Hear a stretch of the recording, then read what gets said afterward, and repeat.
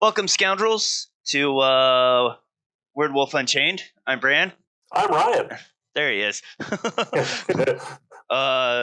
Brian's pretty new to this, aren't you? I have known several people who have done this, and I have helped them set up computers and stuff for it, but no, I have never done this myself. Yeah. I've got a little bit under my belt. We had the Roll to Live channel that we did for a while, and I've been doing some outdoor stuff. I'm kind of taking a break on that. I don't know why that word didn't come out of my face right. And then I'm doing this. I've already recorded a few episodes here, a couple with the kids. We have the Hellbound Heart and Hellraiser comparison up between me and my wife, and recorded the new one of that for The Invisible Man today. I am actually really kind of excited myself to check out the comparison between Hellraiser and Hellbound Heart, because I have heard that there's some awesome differences between the two. Yeah, it was a pretty good first episode for us to do. Yeah. Definitely got a pass for being able to talk about it, because that's the main premise of that. Yeah. But anyways, what we're doing, starting off, I guess we'll kind of doing reviews of movies. We'll see how things work in the future, if there's anything more specific we want to get into. But today, we are doing Paranormal Activity, both 1 and 2, because I can't really talk about the first one without talking about the second one. Because their stories, for me, are just too interwoven. And I disagree. Not on the interwoven part specifically, because I do agree with that part.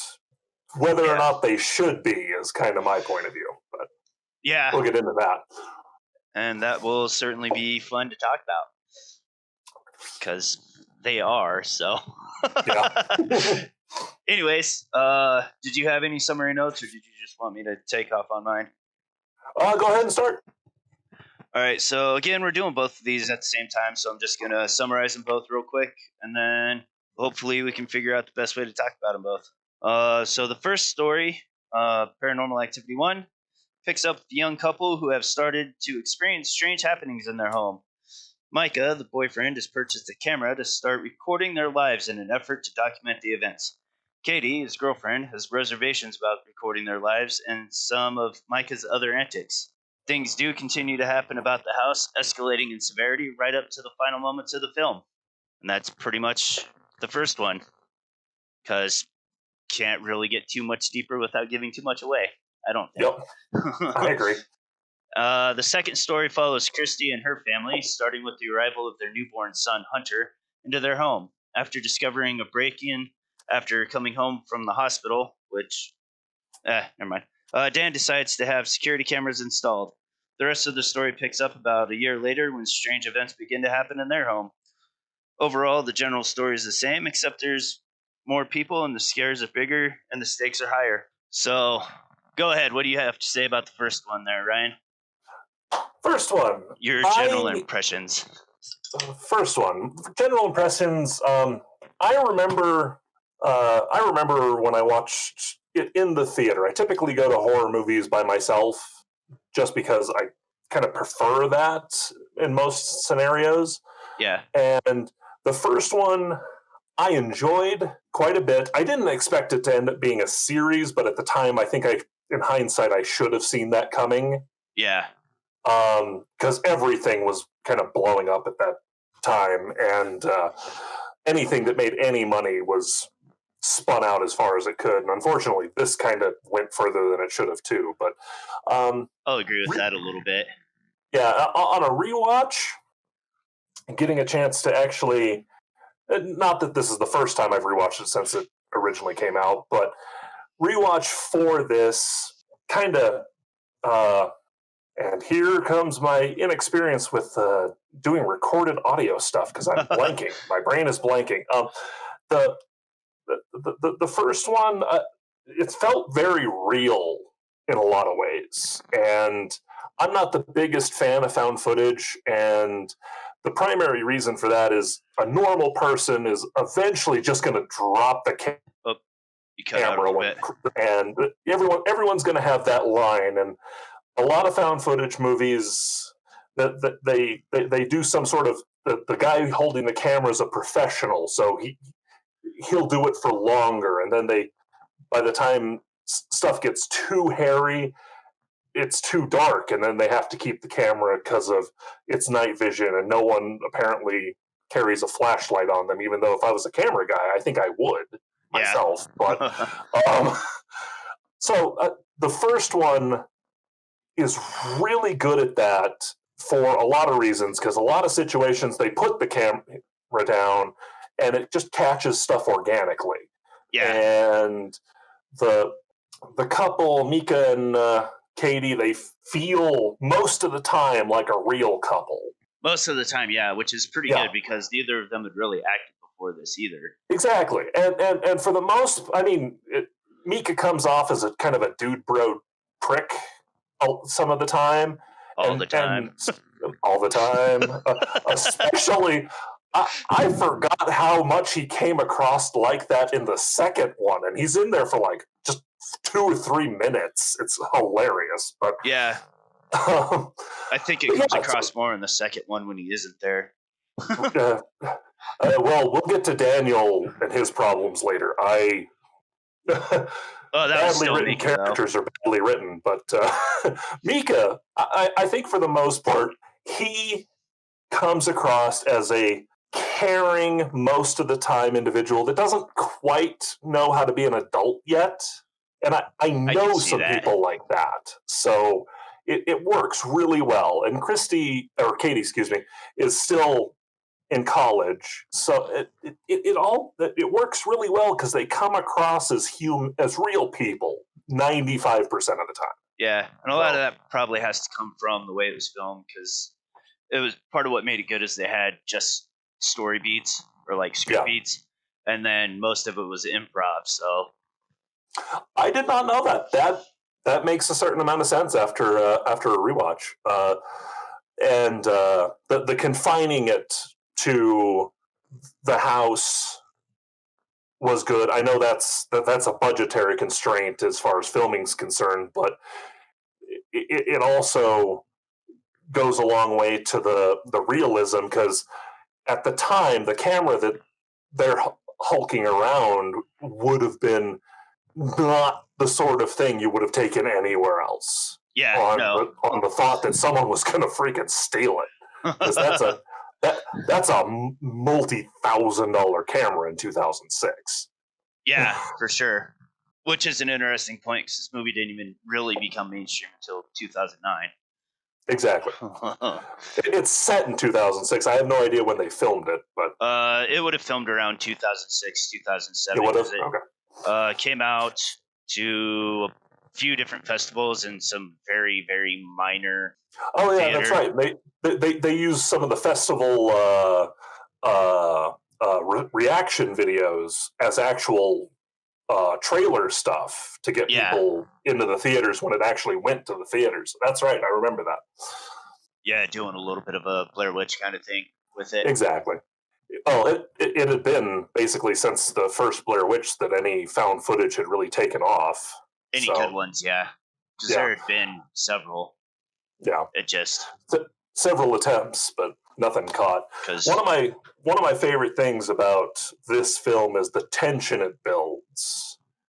Yeah. And how sometimes, and again, this is actually a problem I have with the second one, where it seems to try to do the same thing, but it fails at it. This one has moments where on first blush, it doesn't seem like there's a lot going on, but if you're paying attention, you should be worried for the characters on screen, because there's shit going on that you can't entirely perceive. Yeah, there's definitely some good emotion going on between them. Exactly. I would have liked to see something a little bit different with that. Because, like, for me, I didn't see this in theaters. I actually didn't even watch it for the first time until like a year ago. Oh, wow. Yeah. So, and a lot of that is because I'm not really big on the found footage stuff either. Also, generally, I'm not really big into supernatural paranormal stuff. But after watching this and the Conjuring series, When especially the first it's few films, and when it's done, Insidious. it can be amazing. But It's pulled me into that a little bit more because yeah, all of those movies actually got to me a little bit, and I don't scare yeah, easy at all. yeah. I love it when a movie can actually pull me in long enough, hold my immersion to the point where it can actually scare me. It doesn't happen very often, Yeah, but I yeah, just don't scare easy at all. yeah. Like This it takes a one, lot to gross me out. It takes a lot to make me feel unsettled, yeah. and it takes a real good Uh, jump scare for me to get got. a prime example of a found footage that was simply just had too much bad camera work the for it to be immersive was Quarantine, the Rec remake.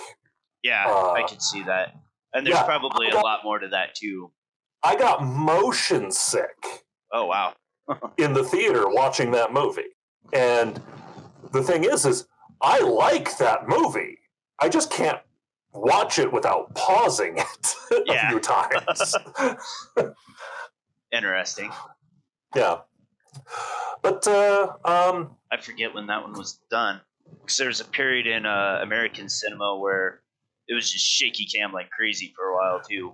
oh yeah, and I And don't that's think that probably was a the result of intention that. with the Or it remake could of have been. Rec, the Quarantine. It was just a side effect of unstabilized running with a heavy duty camera, Yeah. and there was a lot of that in that film, and it was like, okay, I need to look away, otherwise I'm gonna puke. Yeah, I mean, I really don't have any problems with this first one at all. For me, it was just a really solid movie, especially when taken on its own.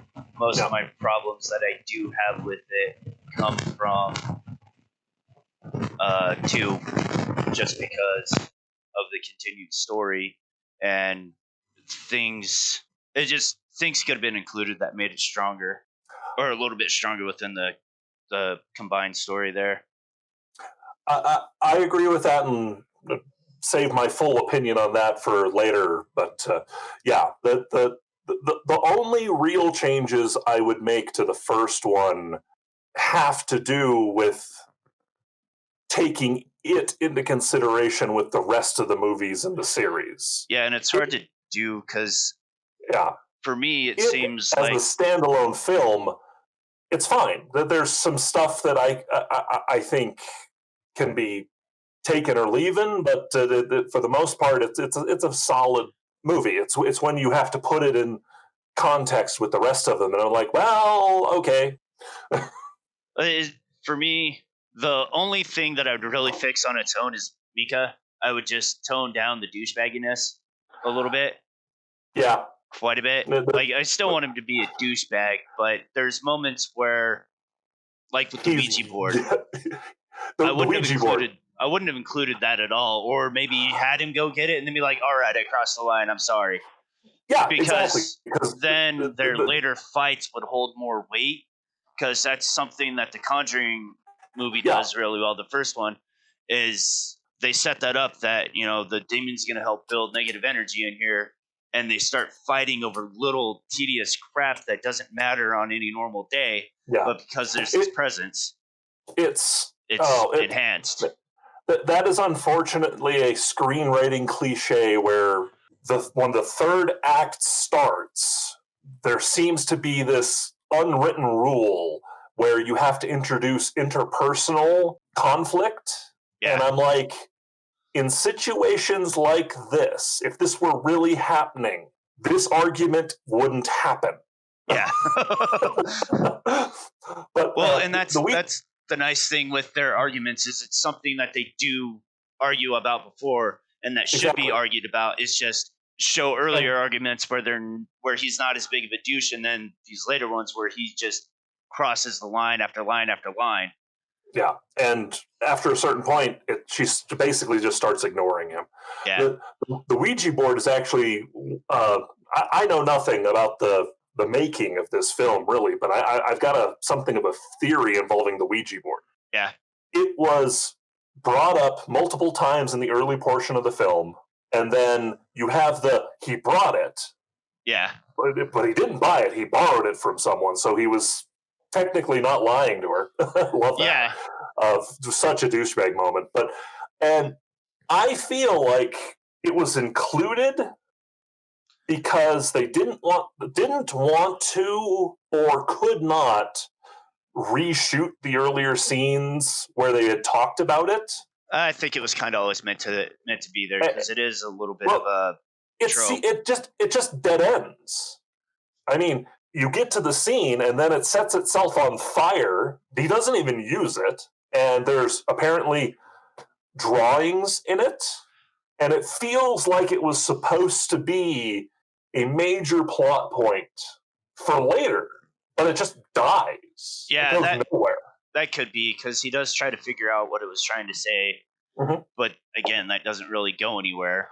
Exactly, it points to some webpage about some lady. I didn't even make a note of her name, but Diane, I think. Diane, Yeah, something like that. And Which is the same thing going on with her back in the '60s, and it's like, really, and even that's as a little far as bit that's going to go. irrelevant because there's other things. It just that happens to be one of his options, and he stumbles across the website. He's not even like doing active research for anything from the Ouija board. He stumbles across it. Yeah.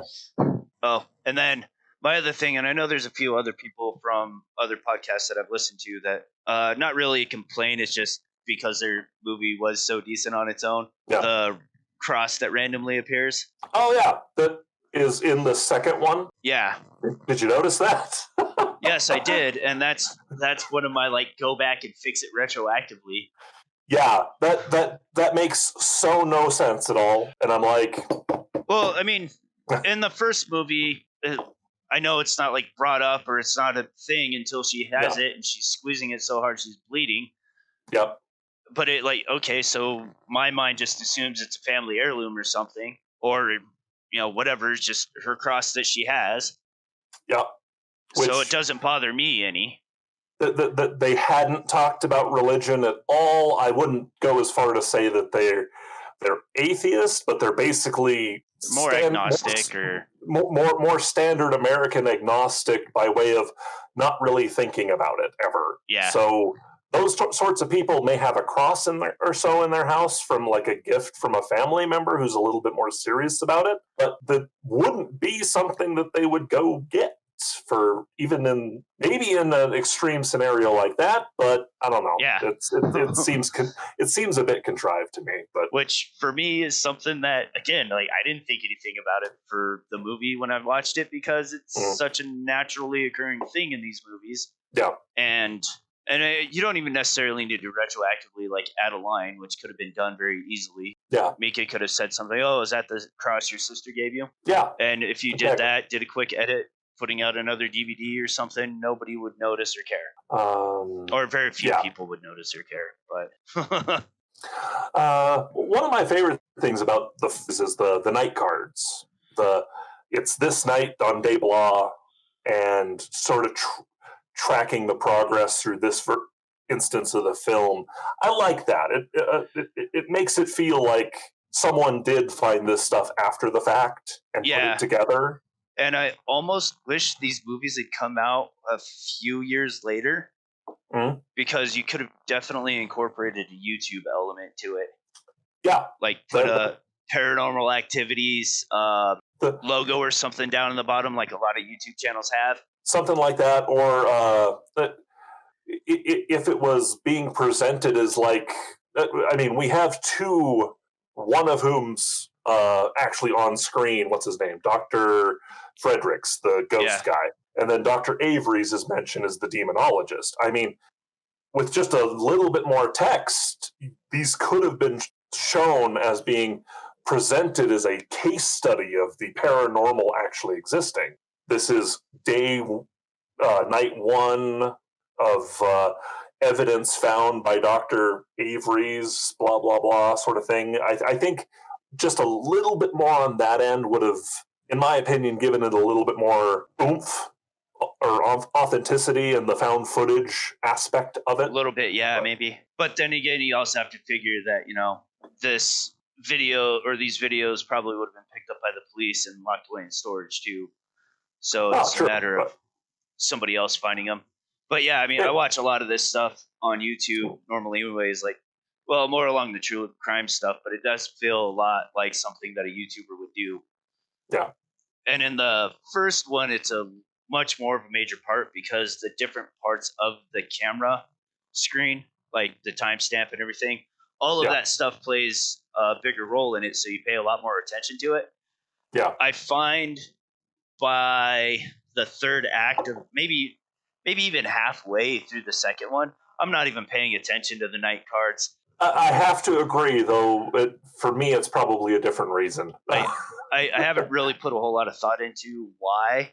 It just Mhm. it's probably a little bit because I'm not as immersed into what's actually going on the screen because they That don't have the timestamp all the time. And yeah, for me, unfortunately, it's actually kind of sheer boredom. The second movie just doesn't agree with me. yeah, I don't. Maybe it's not boredom for me because the second one's actually my favorite. Yeah, you've mentioned. Um, Since we've gone into the first one for a decent chunk, why don't you start us off on your impressions of the first one or the second one? well, like I just said, it's my favorite of the whole series. Again, I didn't watch any of these at all in the theater. I actually just watched this a few weeks ago for the first time. So that's Nice. why it's so fresh in my head and such a stronger impression on me, maybe. Yeah, and as I told you before we started, I just rewatched the second one before we started recording, so that it would be absolutely fresh in my head. Yeah. Because I might not have been as attentive otherwise on Yeah. that one.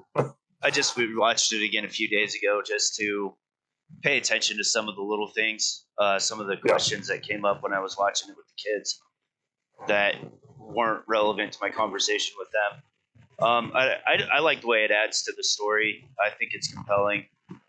It's pretty consistent. They pay a lot of attention to detail like they do in the first one. I can't disagree with any of those aspects. My problems with it are mostly pacing in a lot of ways, but Yeah, I can explain that a little bit in my own headcanon. yeah. I mean, you brought it up. The movie starts bringing Hunter home, and then there's a quote unquote break in where nothing is stolen, and Yeah. not even all the rooms are ransacked or wrecked. It's just weird. Every single one except for Hunter's, which is Exactly. our clue that it's the demon. Exactly. And then we jump at least 12 months into the future, if not more. Yeah, it's about a year. Yeah. I think he's like 13 months. In my head, I'm like, did nothing happen worth seeing? And I think we might be a little bit confused on that. I think it jumps ahead a year and then the break-in happens.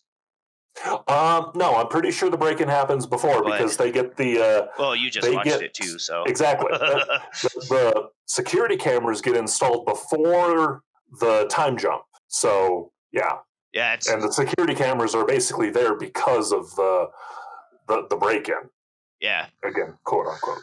But I mean, that's actually a really great setup for the found footage aspect of it, though. Oh, absolutely. That is my favorite aspect of the second movie because then you don't have to have everything. You don't have to have a character hulking a camera around to explain why something's on camera. I mean, it works perfectly. And they still do a little bit of that too with Allie and her camera and other members of the family. And we know this from more modern times.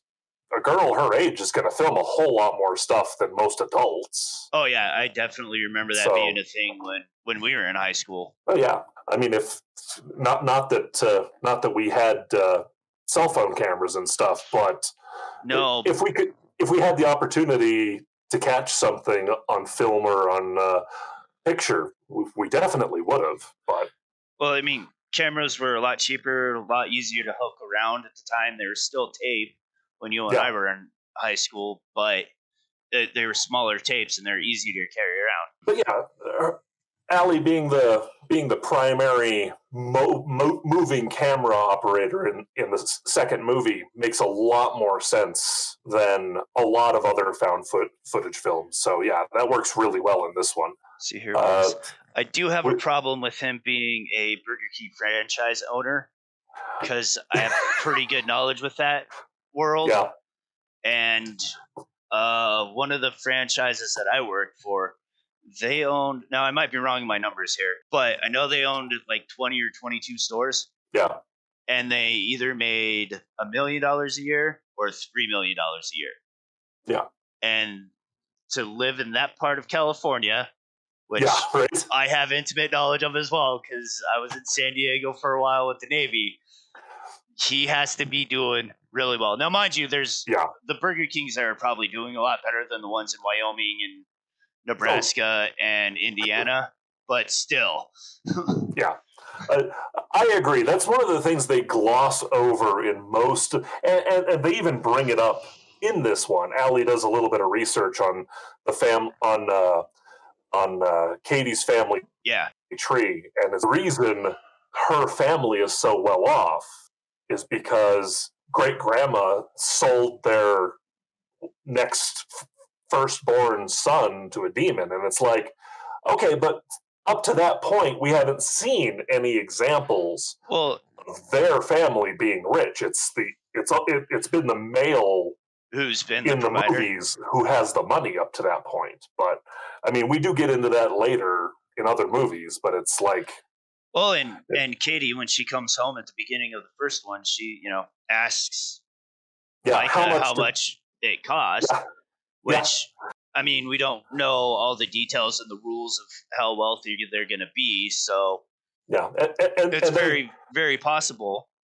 But they they obviously have some connections. So yeah, in the first one, we see Mika working maybe twice because he apparently is a day trader. They literally mention that once. yeah, and I mean, for me, that's all it takes. It, it, it, it, I find brushing a plot point like that off with just a single line of dialogue a little too cliche for my taste. But again, eh, the conceit is to have the majority of the family home for most of what's going on. yeah, So I give it a buy effectively. yeah. But then again, you say trader, and most people are like, oh yeah, money. Yeah, and, and that was a whole lot less common of a thing back in 2006 too. So Yeah, I mean, maybe it was easier to make more money with it back then, but who knows? Um, yeah, and who knows what he's trading and stuff. exactly. They never bring it up. Okay, so Mika, in my opinion, is a believable douchebag. He seems like the kind of guy that was super popular in high school, kept it going slightly in college, and then got out, If he even went to college. if he even went to college, and is just saying that it's not going to be a thing that he gets to be for the rest of his life. And the thing is I find Daniel in the second movie, who, if it weren't for the title, for the end of the movie title card of when Allie finds both of them dead, Yeah. I wouldn't have remembered his name. I know these films do a good job introducing people and introducing them as a character. Because I made notes of it in the first one, how good a job they did introducing both of these people and who they are, and maybe not what they do right off the bat, but how they interact and stuff. Yeah. But the second one, I know they introduced him, but for 90% of the movie, I could not remember his name. He's just a non-character. His response to most Kinda. things is either disbelief or anger. He's kind of a Oh, a little caricature. bit. Yeah, He's a little bit of the comic relief too. He's definitely the dad of the family, making dad jokes and just kind of being there, but not necessarily always being there. there is definitely some of that. Yeah, it's And it maybe I pay a little bit more attention to it being a dad myself, could be. because I really like Dan. I think they do a decent enough job showing him interacting with his family and not being bumbling fool and completely useless and and him being in disbelief is just kind of a trope of these movies. Well, So exactly true. That's true. Someone had to disbelieve. I mean, in the first one, we only had two characters, so it was kind of split between them. yeah, They both knew crap was going on, but what was going on seemed to be whether different in their perspectives. In this one, he takes all of that on his shoulders. And again, the first 15 or so minutes of the movie, yeah, they do a good job of showing him being there, being a person, being a father. But as the movie keeps going, he just falls into the cliche, and I have a hard time with him. Yeah, that's understandable. In my opinion, he comes alive again. He comes alive again towards the end, though. It's like the moment the dog has a problem, things start actually moving again real quickly and snappily, and Katie's not, or Krista, yeah, sorry. Older female person. Yeah. Krista starts being possessed. He is actually very proactive. Yeah, the shit just hit the fan and this is really happening. Exactly. The moment he can't deny it anymore, he's like, well, there we go. So, I mean, if that was the point, if dragging him through the disbeliever rut for a third of the movie was to bring him to that point to come back, it works. Yeah. I just have to point out my perspective of, well, he's in that rut. He is a hard character to deal with, in my opinion. Yeah. I don't know. This movie's got a couple of my favorite scares. And every time I've watched it so far, they have gotten me. See, I have to disagree with my personal experience with the movie. I nothing in the second one scary. Not necessarily scary, because it's just no scares. Exactly. All of the scares are too telegraphed, in my opinion, and nothing. I'm never in the movie enough for it to grab me like that, where I'm surprised or anything. The tension doesn't build as heavily in the second one.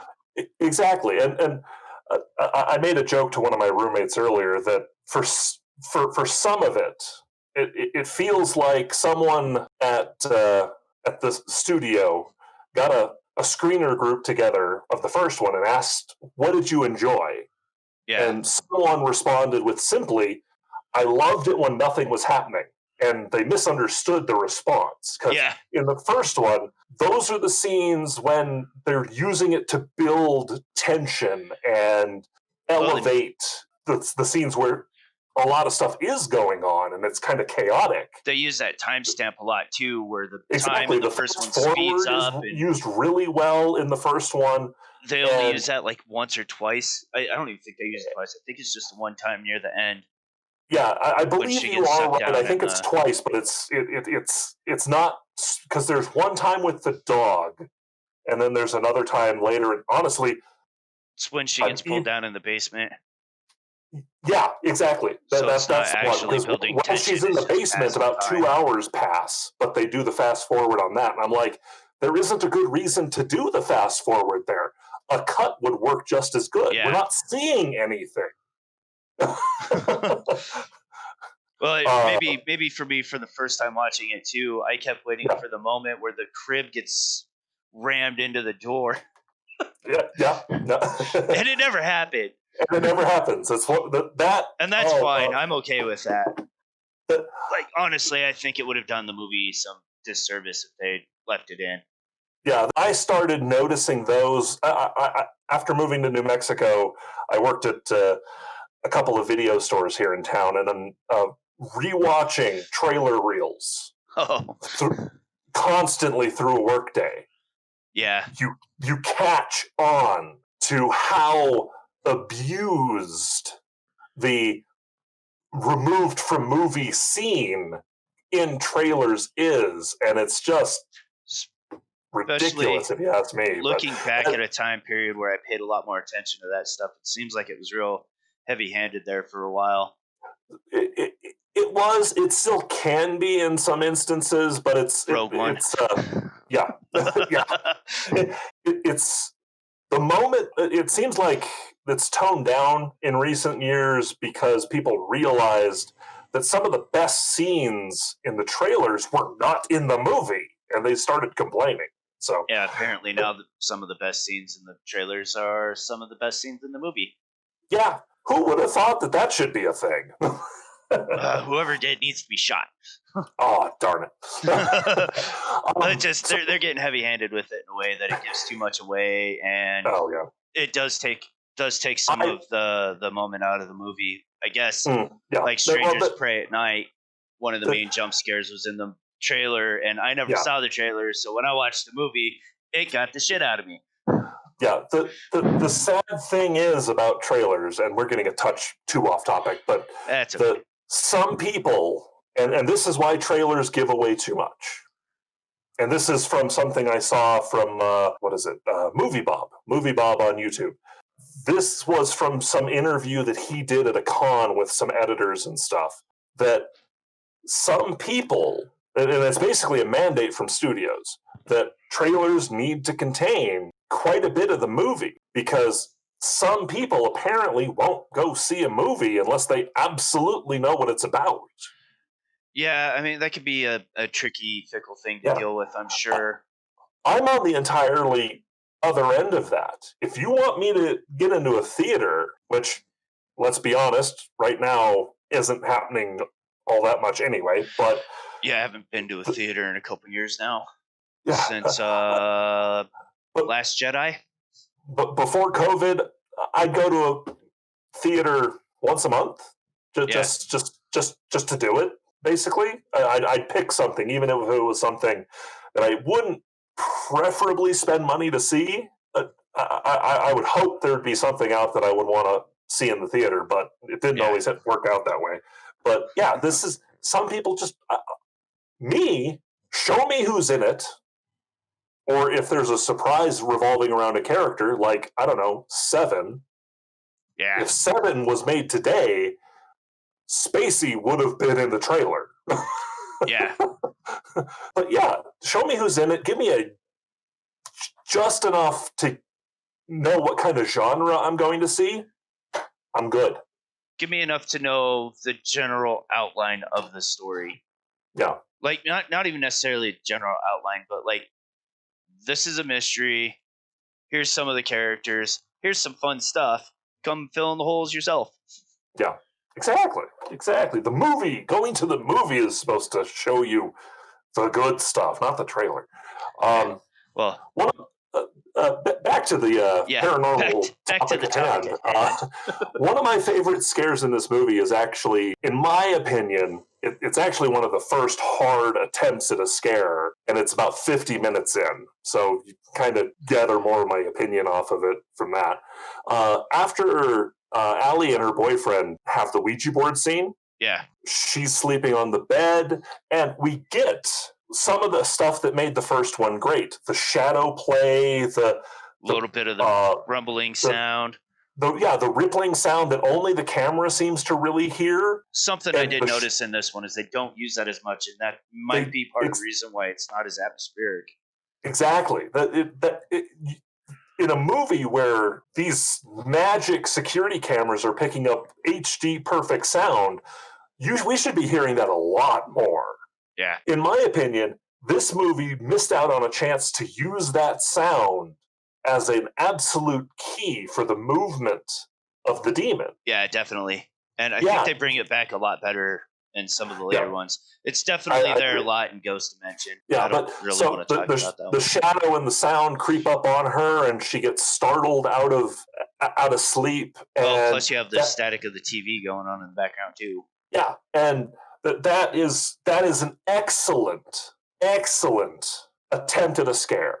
And I wish it happened 35 minutes earlier. Yeah. And then in my opinion, they fuck it up by carrying that scene on too long. Because then Ellie's kind of going upstairs to go to bed, and then the demon tricks her outside. Yeah.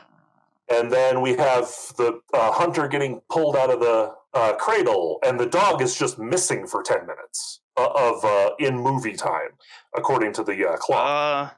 Didn't Abby get locked in the basement? No, at that point, or was that another moment? we see her wander around the house a little bit, but she goes upstairs and we never see her again. And Huh. for like 10 minutes of on clock time of the movie, it's like, where did the dog go? The toddler is wandering around the house and the Right? dog is MIA. And this is like the attention to detail is a lot of time when Abby's laying in his room. Yeah, Her ears are perked, they're forward, she's yeah. looking around, she The senses dog something is one of around. the better parts of this movie until this scene. Yeah. And then, I could have swore she got locked in the basement there. yeah, no. I even went back to the beginning of the scene to see what happens to the dog. The dog leaves Hunter's room, goes to the front door, goes to the back door, and then is seen heading what looks to be towards the stairs, and then vaporizes. Just gone Huh. for 10 minutes. Because I know this movie does a really good job playing with the doors in Hunter's room too, the bathroom and his door. Yeah, Because that's another attention to detail that they did really good. exactly. I mean, I feel like where Abby ended up is just something that hit the cutting room floor on mistake. Probably. But and then Hunter wanders downstairs. We're inclined to, because the last thing we see before he goes downstairs. Maybe that's where my confusion is. The door opens for him, but we don't see him go downstairs. There's a hard cut, and then about a 5-minute time gap, and then he's crawling upstairs again. Huh. We're left to assume really that he went downstairs. And this is an example of what I was talking about with Krista's possession. This is what they should have done with that instead of giving us 2 hours of fast forward. Yeah. Watching the door. For Hunter, they just do a hard cut and he's crawling up the stairs. Yeah. My biggest problem with that basement, but or originally my biggest problem with it was how the hell does he get back in the crypt? Yeah. Because it's really creepy when the demon takes him out. Yeah. You're like, oh shit, what's going to happen with this baby? But yeah, he gets upstairs. Next thing we know, he's in his crib, and it's like, did the demon help him into the crib? Dan and Christy come home, and I can understand him being upset at Allie. No, my favorite scares were the kitchen scene, just because the first time I was watching it, I just expected the pans to fall down. Yeah, all of them, and then everything exploded in the kitchen. That's why I like it. That is the next one on my list for the favorite moments too. The Krista just in the kitchen, everything just boom. Yeah, and like even watching it the second and third time, like, all right, I know it's coming. Yeah, but I don't know the timing, so. My favorite part of that, and the part that makes it feel the most real, and this is one of those moments where I'm actually kind of drawn into this film. The teapot goes off. Yeah. And she's just like, crap, I gotta go back down there or that's gonna start a fire. Right. You just get to watch her slowly. I don't want to do this.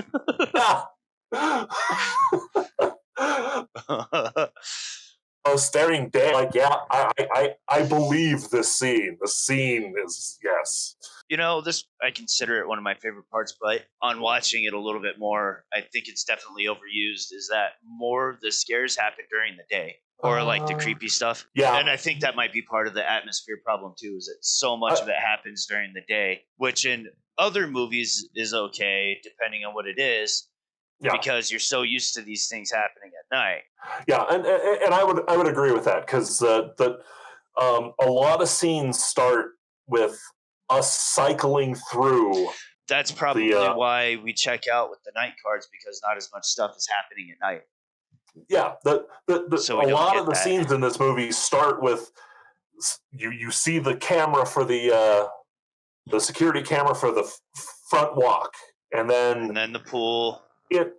Yeah, and then we spend so much time with the pool in the front yard of this house with nobody there. And don't get me wrong, there's a couple of interesting things to see in the pool. Yeah, I mean, the pool is definitely when there's no one else around. There's a couple of cool things that go on there, but we spend so much time with the front walk in that freaking backyard that I feel like I was trapped in a virtual tour of a house. Yeah. This is supposed to be found footage. Again, yeah, it's some of that makes sense, but what? I mean, this Do we isn't always have to start with yeah, the front exactly. door and go around the house a couple of times? The security camera system isn't recording it like that. No, you It could start in Hunter's room sometime. yeah, So that exactly. way, my brain goes, "What's going to happen to Hunter?" Exactly what's going on. And instead of, oh, hey, look, the lights are on the front again. Good to know. But yeah, it cycles like it's a single screen security monitor for a guard that has to do that. And I'm like, whoever had this idea for this film needs to be shot. Yeah, well, the original director and writer weren't on there for this Yeah. one, so he was producing. But from what I understand, he was mostly hands off with it. Yeah, but unfortunately, I didn't have to know that to have guessed something like that may have And happened because Christopher Landon, whatever his name is, yeah, he did a really good job writing the story, and I think he directed this one too. yeah.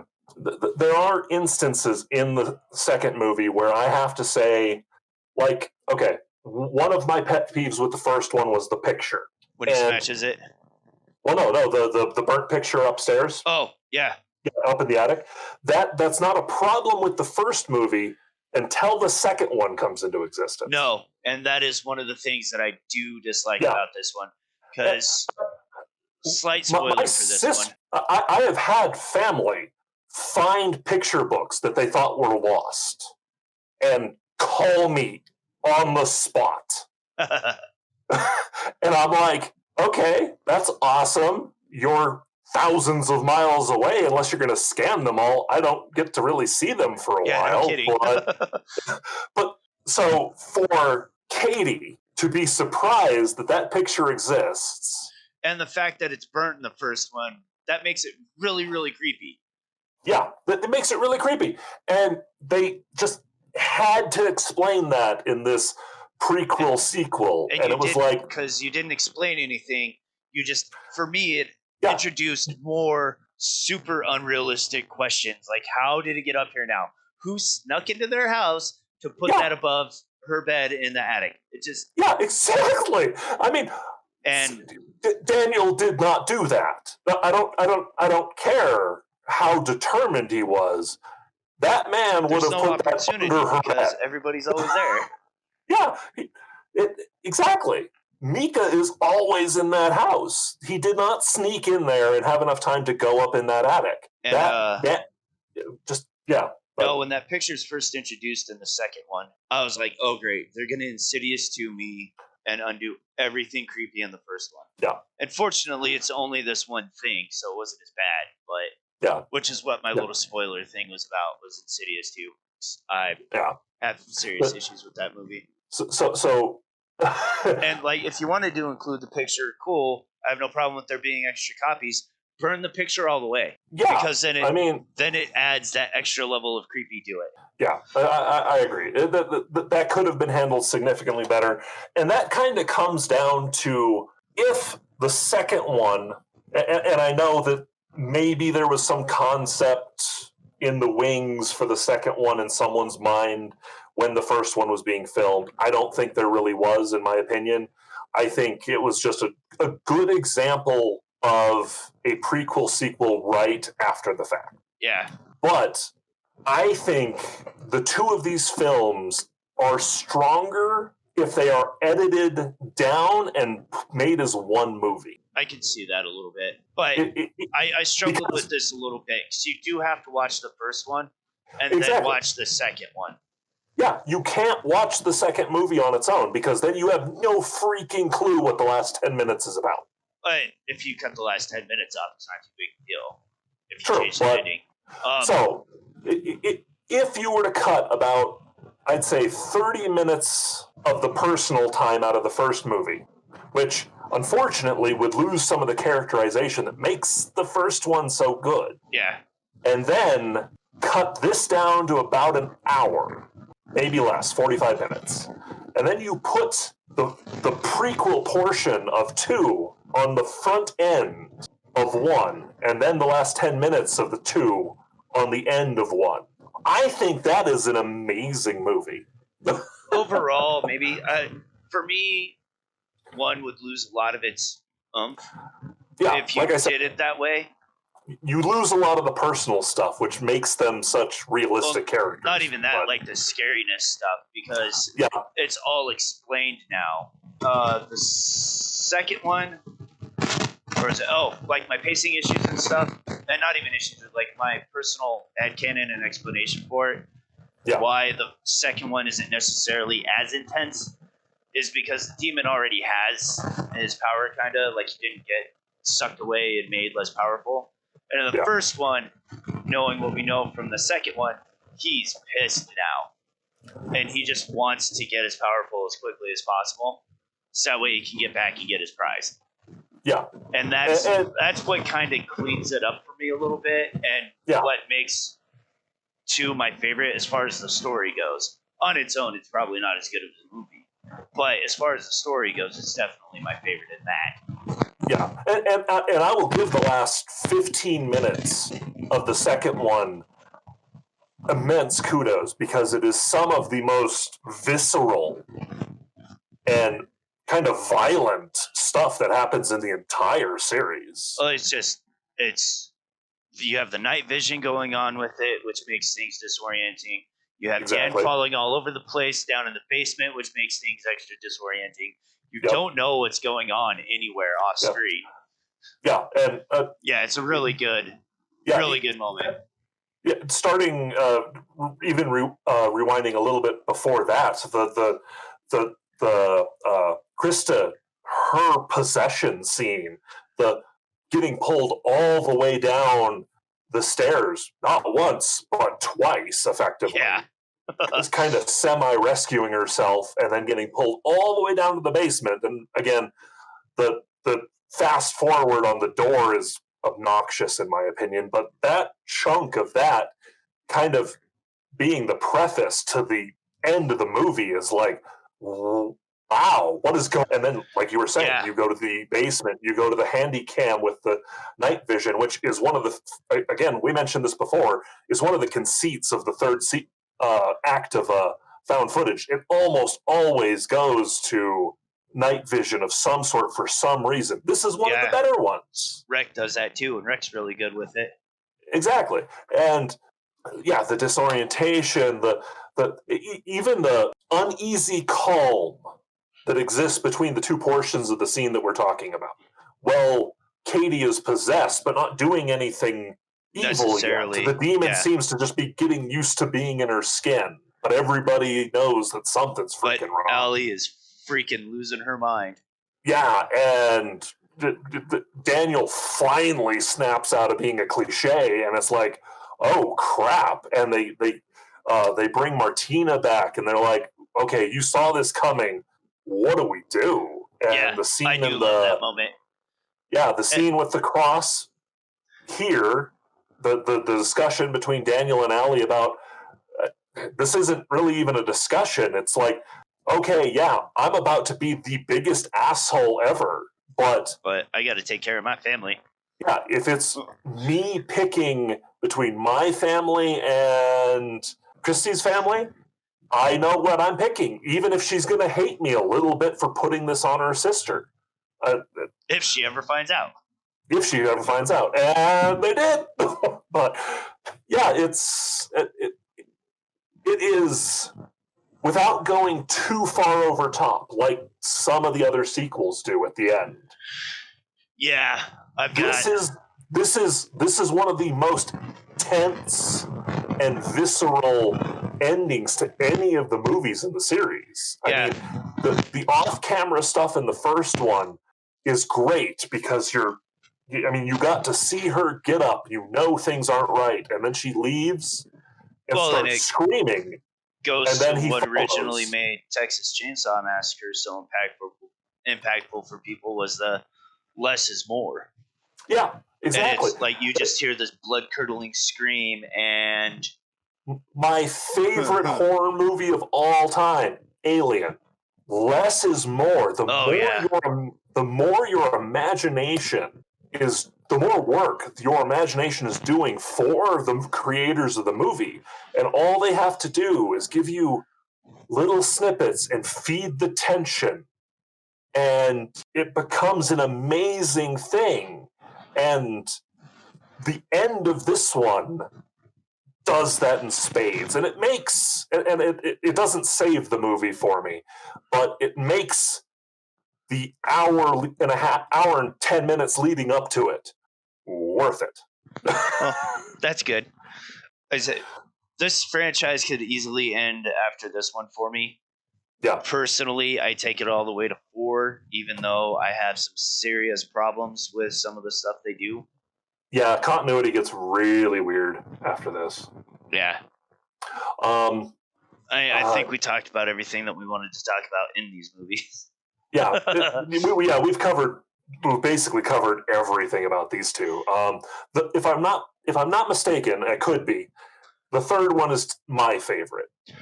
The third one's really good. It has, in the franchise, my absolute favorite scare, just because it's so tense.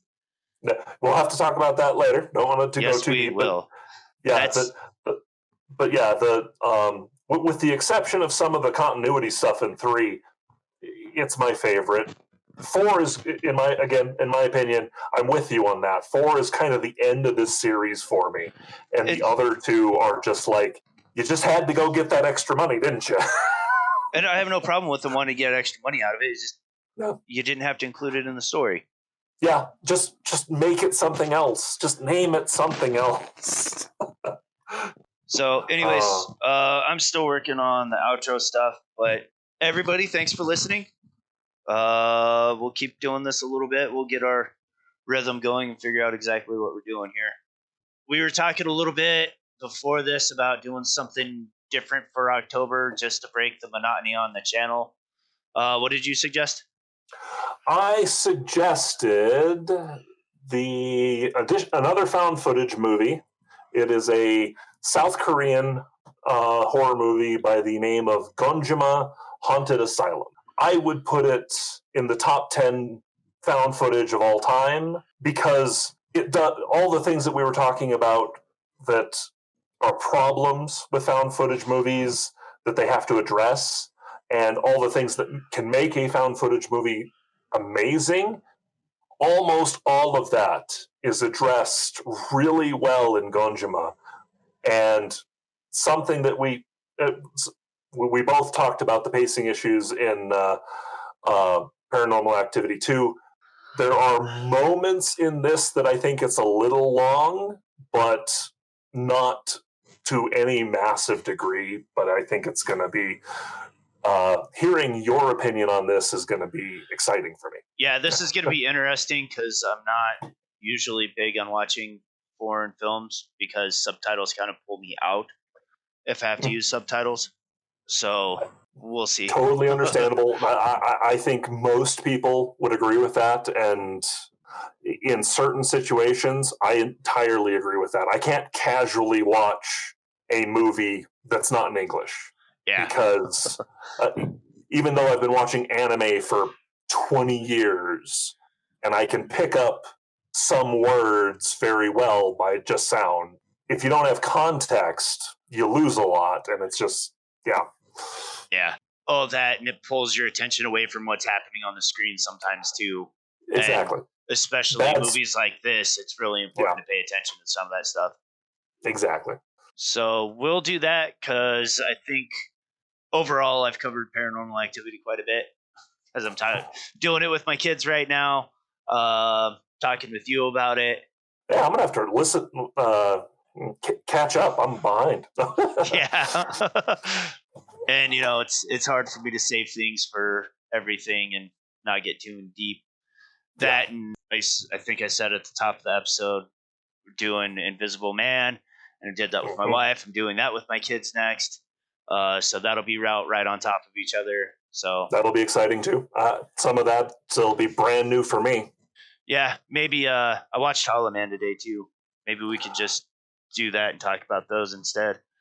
Could be. All right. Well, again, thanks everybody for listening. Come back for more. We're all the places, or should be. Thanks for listening, everyone. Hope you enjoyed it. And toodles.